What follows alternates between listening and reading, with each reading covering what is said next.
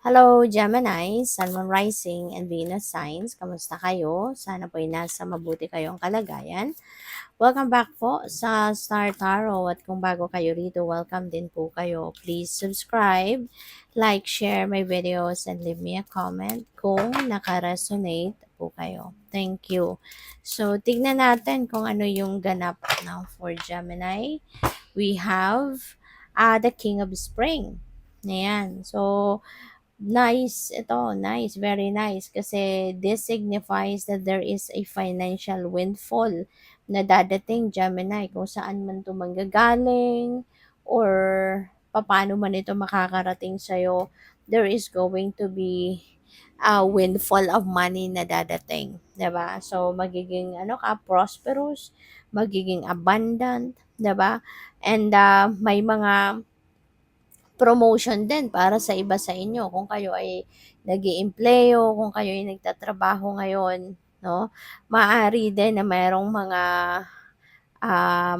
may mga promotion na pupuwedeng ibigay 'no, para sa iba sa inyo. Pupuwede ngang iba sa inyo mapo-promote into a managerial position, puwedeng gano'n din ang ganap 'no. So, that's really good. Ang iba sa inyo maaaring magpu-put up na kayo ng sarili ninyong negosyo o puwedeng kung kunyari retired na kayo, 'di ba?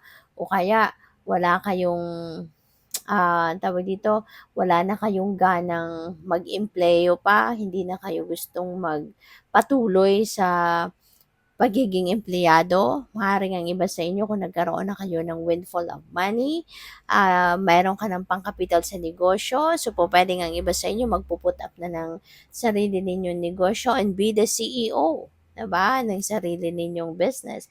So puwedeng may gano'ng ganap 'no, para sa iba. So we have the Nine of Autumn, napakaganda nito kasi, for those of you na kunyari nagnenegosyo or for some of you na nag-eempleo pa. So, this is going to be a time wherein magkakaroon na kayo ng harvest time. Yung bunga ng pagsisipag ninyo, pagtiyatiyaga ninyo sa ginagawa ninyo, trabaho man yan or negosyo, that will be rewarded. No? So, yung sipag at tiyaga ninyo, magbubunga na yan. Um, mararanasan mo na yung comfort, 'di ba? Sa ngayon lalo-lalo na sa finances kasi po puwedeng meron ng dadating na pera, 'no? Parang magkakaroon na ng financial reward kayo sa ngayon kaya napakaganda nito, 'di ba? That you will be rewarded financially for all the hard work na ginagawa ninyo.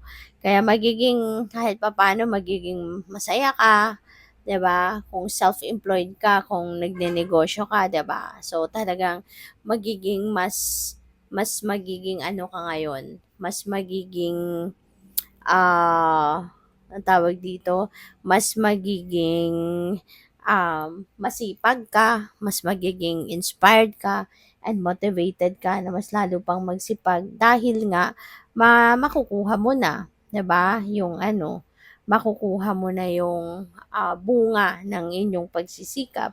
Kaya, yun, may pera, so, i-enjoy mo din yan. Kasi po, puwedeng sa ngayon, 'di ba, you will be very abundant and prosperous na, and maaaring makakapagsimula ka ng mag-save, magsisimula ka na makapag-establish ng inyong financial future. So, we have the Eight of Spring. Wow. So, ang sipag mo din, ano, Gemini. This is, parang nagpapakita na magaling kang mag-multitask, no? Magaling kang mag-multitask, magaling kang mag-manage ng oras mo, yung gano'n, mga ginagawa ninyo. Siguro talent mo din, no? Yung pagmo-multitasking, kaya you're going to be successful sa area na yan. So, pupuwedeng maraming magagandang balita. Siguro na dadating din dito, maraming mga oportunidad at magagandang balita ang puwedeng dumating sa buhay mo sa ngayon and maaaring yun ang makapag-cause din ng mga biglaang pagbabago, 'no? Maaaring may mga ite-take advantage ka na opportunity, 'di ba? Sa ngayon na pupuwedeng kung ano man ang plano mo na gawa mo na, pupuwedeng isasantabi mo muna yon and for you to take advantage muna kung ano yung biglang dumating 'no, na oportunidad. Kasi maaring this is like once in a blue moon na opportunity, 'di ba? Kaya mas ito muna yung uunahin mo or aasikasuhin mo, parang gano'n. So, what else? We have the magician. This is number one. So, this is new beginning. 'Di ba? So, ngayon, maaring may mga plano ka dati na ngayon makikita mo na na, "Oh wow, this is it. Ito na yung ano." Maaaring mare-recognize mo na yung mga signs na nandiya diyan sa paligid mo, yung mga nangyayari or mga oportunidad na dumating, could be, something na mare-recognize mo na eto na yun 'no, this is the right time for me to take action towards kung ano man yung mga matagal ko ng plano sa buhay, matagal ko ng pinapangarap, 'di ba, na simulan mo ng gawin ngayon, parang gano'n. Kaya pupuwede na you are, going to take action towards, working on kung ano man ang mga pinapangarap mo dati, 'di ba? Maaaring nakikita mo na yung mga tao na nandiya sa paligid mo or maaaring meron ka na ngang resources, you have that ano mga bagay 'no na kakailanganin mo para makapagsimula ka at least sa tupad ng inyong mga pangarap ay puwede mo nang gawin sa ngayon.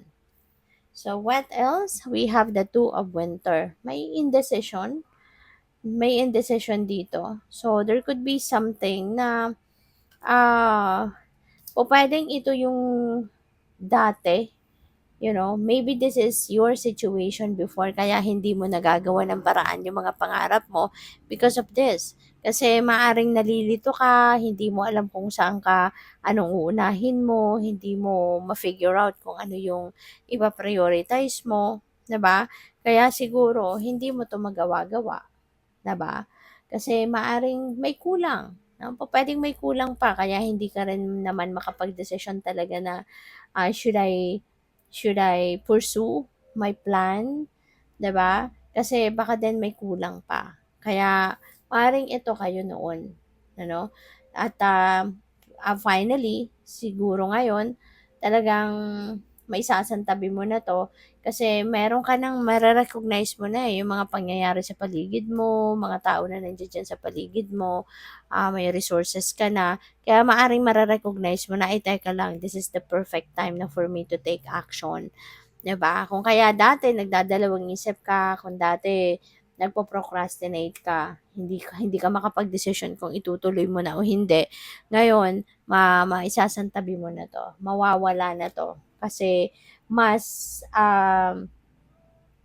mas parang magdedesisyon ka na sa ngayon na, "Teka lang, i-take advantage ko na 'to, while the people around me can help me na dito sa gagawin ko, sa plano ko, or meron akong pera, meron ng resources, so might as well," 'di ba? Isantabi mo na 'to at, sisimulan mo ng mag-take action towards kung ano man itong gusto mong mapagtagumpayan na pangarap.